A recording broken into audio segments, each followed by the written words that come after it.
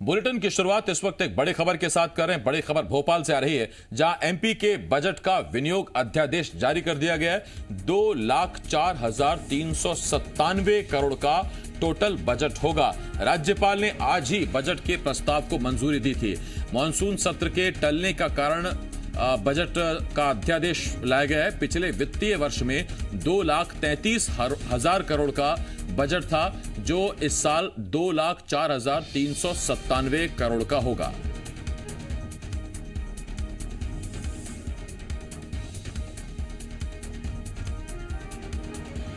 तो आपको बता दें कि पिछले वित्त वर्ष में यानी कि 2019-2020 का जो वित्त वर्ष गया, उसमें मध्य प्रदेश का कुल बजट था 2,33,000 करोड़। लेकिन अब जो नया वित्त वर्ष रहेगा, ये नया वित्त वर्ष 2020-2021, इसमें अब एमपी का कुल बजट 2,05,000 करोड़ के आसपास बजट रहेगा।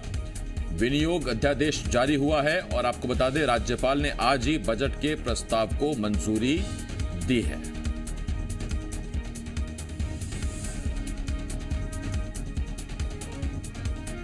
तो ये बड़ी खबर इस वक्त हम आपको बता रहे हैं और बड़ी खबर आ रही है राजधानी भोपाल से।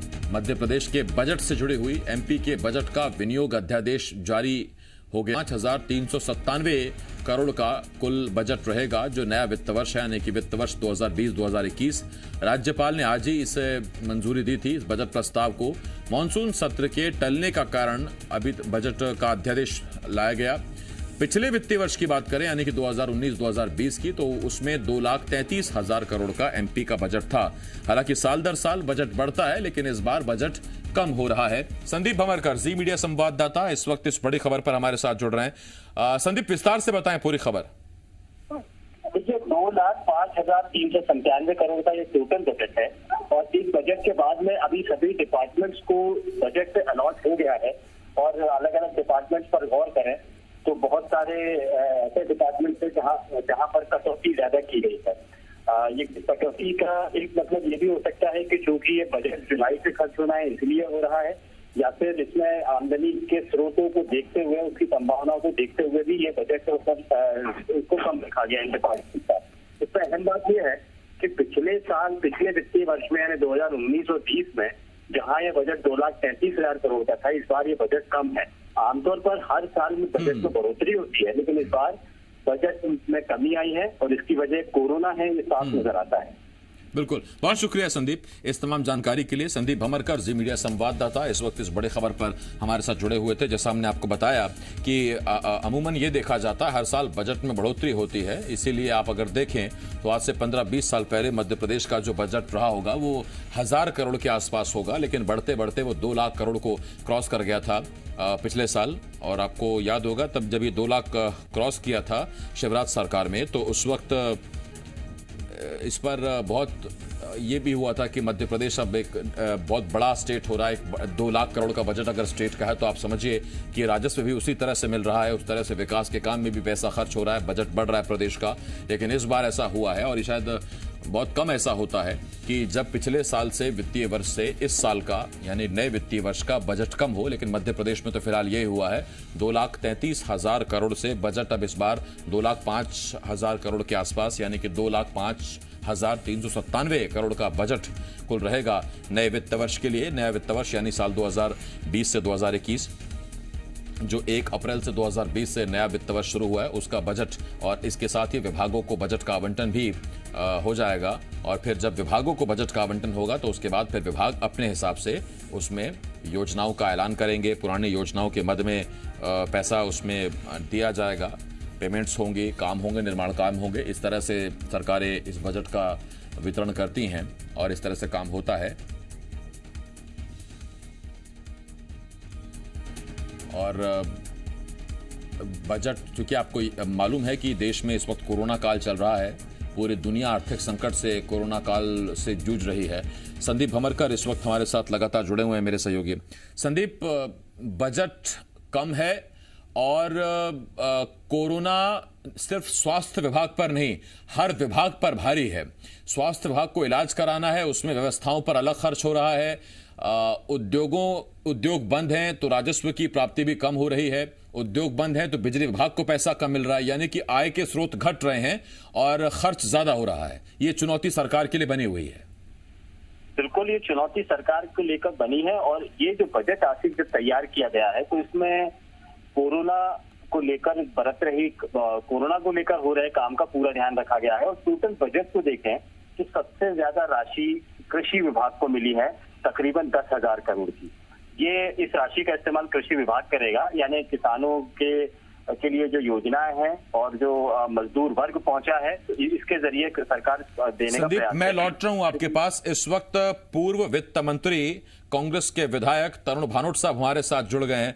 तरुण जी, बहुत बहुत स्वागत है आपका जी मध्य प्रदेश छत्तीसगढ़ में। तरुण जी, बजट घट गया एमपी का 2,33,000 करोड़ से 2,05,000 करोड़ 2,33,000 करोड़ से 2,05,397 करोड़ बजट रह गया है। और कोरोना वजह या कुछ और? आसिफ जी, मुझे तो लगता नहीं है कि कोरोना वजह होना चाहिए। अब पूरा बजट का भी जो अध्यादेश तो जो अभी राज्यपाल महोदय ने जारी किए हैं, मैंने उसका अध्ययन नहीं किया है, पर ये देखने लायक बात होगी कि किस जगह पे कटौती की गई है, क्योंकि कटौती करने से तो राज्य का भला होने वाला नहीं है। और ये समय तो ऐसा था कि बजट प्लान और बढ़ाया जाता, और जैसा कि एफआरबीएम लिमिट भी, कर्ज लेने की सीमा भी मध्य प्रदेश की बढ़ गई है। मेरी जानकारी के अनुसार 2% एक्स्ट्रा कर्ज और ले सकते हैं। तो ऐसे में बजट की कटौती समझ से मेरे तो परे है, क्योंकि अभी तो ये था कि और ज्यादा प्रावधान किए जाते। बेरोजगारी जो कोरोना के इफेक्ट से बढ़ी थी, इसको दूर करने के लिए प्रोविजन किए जाते, नए काम शुरू किए जाते। और देखने लायक बात यह भी है कि हमने जो बजट पेश करने की तैयारी की थी, जब सरकार हमारी गलत तरीके से गिराई गई, तो हमने उसमें प्रावधान फसल ऋण मुक्ति योजना का जो था, जय किसान फसल ऋण मुक्ति का, उसमें भी हम प्रोविजन किया था कि हम तृतीय चरण और जो फाइनल चरण है 2 लाख रुपए तक के कर्जे का जो बचा है, और बाकी किसान भाई जो बचे उनका कर्जा भी माफ करेंगे। तो ये सब चीजें अगर बजट में नहीं है और अगर कटौती की गई है, तो मैं इसको नहीं मानता हूं कि ये मध्य प्रदेश की इकोनॉमी को किसी भी तरह से इस पर एक तर्क ये क्या दे सकते हैं क्या, या ये तर्क हो सकता है क्या कि चूंकि लॉकडाउन रहा है तो गाड़ियां कम चली हैं, गाड़ियां कम बिकी हैं, तो ना रजिस्ट्रेशन का पैसा आया, ना पेट्रोल डीजल से टैक्स आया, शराब की दुकानें भी बंद रही, आय के स्रोत घटे? देखिए, ये तर्क देने के लिए तो कुछ भी तर्क दिया जाए, पर मैं ऐसा मानता हूं कि अर्थव्यवस्था में इतना अगर कोई इफेक्ट पड़ा है, तो मैं ये नहीं कहूंगा कि कोरोना का इफेक्ट नहीं पड़ा होगा, पर यही तो मैनेजमेंट होता है। और हमारे को जो इसके रेगुलेशंस हैं उसको फॉलो करना चाहिए। दूसरे खर्चों में कटौती की जा सकती थी, पर खर्चा अगर बाजार में नहीं होगा, सरकार काम नहीं देगी लोगों को, सरकार अगर विभागीय काम नहीं होंगे, तो रोजगार का जनरेशन कैसे होगा, कैसे बेरोजगारों को सहारा मिलेगा। मजदूर वर्ग बहुत ज्यादा परेशान है, ना सिर्फ ग्रामीण क्षेत्र का, बल्कि मैं तो कहना चाहता हूँ कि हम तो रोज ही लोग मिलते हैं, जो मजदूर वर्ग शहरी क्षेत्रों में भी है, उसकी स्थिति बहुत खराब है। उनके पास खर्चे के पैसे नहीं है, नए काम चालू नहीं होंगे, सरकारी काम चालू नहीं होंगे, और इंडस्ट्री को अगर प्रोत्साहन नहीं मिलेगा, तो उनके सामने आने वाले समय में बहुत बड़ी समस्या खड़ी होगी। और आसिफ जी, मैं एक बात जरूर कहना चाहूंगा कि हम लोग सब लोग एक वर्ग को भूल जाते हैं, जो मिडिल क्लास है, मध्यम वर्गीय है, लोग हैं, जो उनकी स्थिति बहुत खराब है। उनके पास में बड़े संकट का समय है, चाहे वो महंगाई तो बढ़ गई, डीजल पेट्रोल तो और महंगा हो गया, किराया भाड़ा भी महंगा हो गया, और साथ में उनके सामने एक आज संकट ये खड़ा है कि उनके रोजगार भी जा रहे हैं।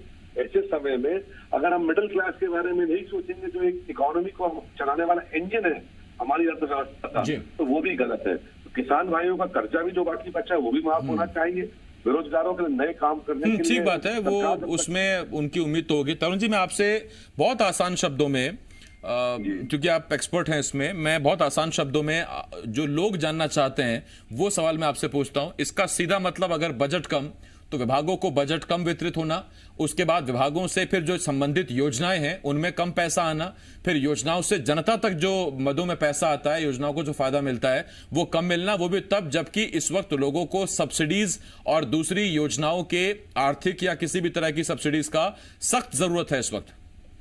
देखिए, मैंने तो पहले ही कहा, किसी भी तरह से इस तरह जब आपने एफआरबीएम की लिमिट बढ़ गई, आपकी कर्ज लेने की सीमा बढ़ गई, तो बजट में कटौती क्यों, जनता की कीमत पे क्यों? अगर हम इस समय तो जरूरत ये थी कि हम और ज्यादा पैसा बजट के माध्यम से प्रोविजन करते कि नए विकास कार्य शुरू होते, उद्योग धंधों को राहत मिलती, लोगों को बिजली की सब्सिडी में छूट मिलती, साथ में किसानों का कर्जा अगर माफ हो, तो वही तो हमारी इस सरकार के पास सबसे पहले तो एक बात स्पष्ट मैं करना चाहूंगा कि जो पैसा आता है ये यहीं से तो आता है, टैक्स जनरेशन का पैसा आता है। और सरकार को, राज्य सरकार को बात करना चाहिए। पिछली बार मध्य प्रदेश के साथ बहुत नाइंसाफी हुई, लगभग 14,000 करोड़ रुपया हमारा डेवलपमेंट का शेयर था, जीएसटी के माध्यम से तो हमें मिलना था, वो कम आया। तो जब तो केंद्र सरकार ने जब जीएसटी लागू हुआ था तो राज्य सरकारों को ये कहा था और इसी आश्वासन पे राज्य सरकारों ने जीएसटी को लागू भी किया था कि इसका कंपनसेशन हम आपको देंगे। जब कंपनसेशन के लिए जोर डालें, केंद्र सरकार से पैसा लें, केंद्र सरकार के पास पैसे की कोई कमी का बहाना वो इसलिए नहीं बना सकते हैं कि डीजल और पेट्रोल से जो पिछले 3-4 माह में उनने अनाप शनाप कमाई की है, अगर वो इस समय संकट के काल में लोगों के काम नहीं आएगी, राज्य सरकारों को राहत नहीं मिलेगी। मध्य प्रदेश के साथ पूरा हो ही रहा है, सारे राज्यों के साथ, पर पता नहीं क्यों राज्य में हमारे लोग चुप हो जाते हैं, अपनी बात को उठा नहीं पाते हैं, केंद्र के सामने नहीं पाते हैं, और अगर नहीं रखते हैं तो उससे कहीं ना कहीं जनता का सीधा अहित होता है और इसके लिए दोषी माना जाए। आप बताइए। मैं लौट रहा हूँ आपके पास। मेरे सहयोगी संदीप भी हमारे साथ बने हुए हैं। संदीप, कोई सवाल आप पूछना चाहते हैं क्या? तरुण भानोट साहब हमारे साथ है फोन लाइन पर।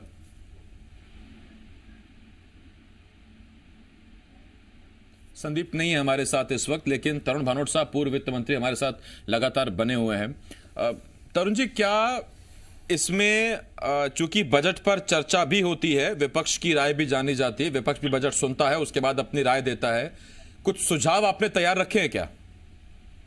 हमारी तो पूरी तैयारी थी और मैं एक बात जरूर कहूंगा कि जनहित में कांग्रेस पार्टी के लिए सबसे पहले जनहित मुद्दा है। जिस कोरोना को हम संकट बताते थे उसको ये डरोना बताते थे, और आज बड़ा दुख है कि हमारे प्रदेश के माननीय मुख्यमंत्री जी खुद इस बीमारी से ग्रसित हो गए हैं। तो पहले तो ईश्वर से प्रार्थना करता हूं कि जल्दी से स्वस्थ हो जाएंगे और उनके अपने काम में लगे, क्योंकि इस समय तो सरकार, अगर मुखिया ही नहीं रहेंगे तो सरकार को दिक्कत तो होगी। और साथ साथ मैं एक बात ये कहना चाहूंगा कि कोरोना के संकट से निपटने के लिए सबसे पहला और आखिरी उपाय ये है, पहला भी। तरुण जी, मैं आपको रोक रहा हूं सर इस वक्त, आप भी जरूर जानना चाहेंगे, हमारे पास वो जानकारी अभी अभी आई है कि किस विभाग को कितना रुपए दिया गया है, आप भी जरूर जानना चाहेंगे। कृषि विभाग को टोटल बजट से 10,661 करोड़, स्वास्थ्य को 7,405 करोड़, इसके अलावा देखिए फिर बता देते हैं आपको, कृषि विभाग को कुल 10,661 करोड़, स्वास्थ्य विभाग को करीब करीब 7,405 करोड़, उद्योग विभाग को 9,111 करोड़, महिला एवं बाल विकास विभाग को 5,929 करोड़, ग्रामीण विकास को 3,798 करोड़, कृषि विभाग को 10,661 करोड़। ये हमने आपको बताया। तो अगर आप बड़े विभाग देखें, जो बड़ा अमाउंट डिस्ट्रीब्यूट किया गया विभागों में, उसमें ये बड़े विभाग हैं, जिसमें एक कृषि है और उसके अलावा स्वास्थ्य विभाग है। और स्वास्थ्य विभाग को क्या इतने पैसों से पूर्ति हो जाएगी? क्योंकि कोरोना जिस मद से, जिस रफ्तार से, जिस रेट से मध्य प्रदेश में बढ़ रहा है, क्या इतने पैसे पर्याप्त होंगे? 7,405 करोड़ रुपए, ये देखना होगा इस वक्त। हालांकि कृषि को भी 10,000 से ऊपर का बजट, 10,000 करोड़ से ऊपर का बजट दिया गया है, करीब करीब 10,611 करोड़ का बजट दिया गया है। तरुण जी, ये जो डिस्ट्रीब्यूशन किया गया है, बाइफरकेशन किया गया है, इसे पर्याप्त मानते हैं आप? पहली बात तो मैं आपको इसमें सबसे पहले कृषि विभाग की अपने बात की 10,640 करोड़ रुपए का प्रावधान किया गया। दो बातें मैं आपके संज्ञान में लाना चाहूंगा और मध्य प्रदेश की जनता को भी बताना चाहूंगा कि पहली बात तो हमें इसका मतलब यह है कि सरकार ने क्या प्रावधान तृतीय चरण जो जय किसान फसल ऋण माफी का था उसका किया है कि नहीं किया है, क्योंकि हमने तैयारी की थी कि हम 10,000 करोड़ रुपया तो सिर्फ तृतीय चरण के लिए ऋण माफी का रख रहे थे, और तो इसके मार्केट तो बहुत कम है। और क्या इसमें बिजली की सब्सिडी भी शामिल है जो किसान भाइयों को हमारे मिलती है, तो भी सामने रखना चाहिए सरकार को। अगर सदन होता हम बात करते, सदन के पटल पे आता हम चर्चा करते। तो दूसरी बात आपने बात की, क्या इसमें ये जो पैसा है, ये प्रावधान किए गए हैं, इसमें केंद्र सरकार की राशि का भी प्रावधान किया गया है कि कौन सी योजनाओं में क्या पैसा किसानों का आना है, या हमारे स्वास्थ्य विभाग को आना है, या महिला बाल विकास में आना है। तो ये जब तक बजट पे चर्चा ना हो, बजट एक ऐसी चीज है जो आम आदमी के साथ पूरे 7.5 करोड़ मध्य प्रदेश की जनता से जुड़ा हुआ है, इसको सदन में रखना चाहिए। मैंने तो एक मांग की थी कि इसमें श्वेत पत्र जारी होना चाहिए। एक तरफ सरकार कोरोना का संकट काल चल रहा है और केंद्र सरकार जीएसटी लगाती है सैनिटाइजर के ऊपर, हम घर घर जाके लोगों को ये बताते हैं, जनप्रतिनिधि और पूरा सरकारी अमला करोड़ों रुपए के विज्ञापन खर्च करके कि आप अपने स्वास्थ्य का ख्याल रखिए, अपने हाथ साफ रखिए, अपना मुंह साफ करिए, सैनिटाइजर का इस्तेमाल करिए, और दूसरी तरफ हम जाकर 12% से बढ़ाकर 18% उस पर जीएसटी लगा ठीक सर, मेरे पास वक्त खत्म हो गया। तरुण साहब, बहुत बहुत शुक्रिया आपका हमारे साथ जुड़ने के लिए। तरुण भानोट साहब इस वक्त पूर्व वित्त मंत्री हमारे साथ फोन लाइन पर जुड़े हुए थे। संदीप, आपका बहुत शुक्रिया। संदीप भमरकर, जी मीडिया संवाददाता, इस वक्त हमारे साथ जुड़े हुए थे। एक छोटे से ब्रेक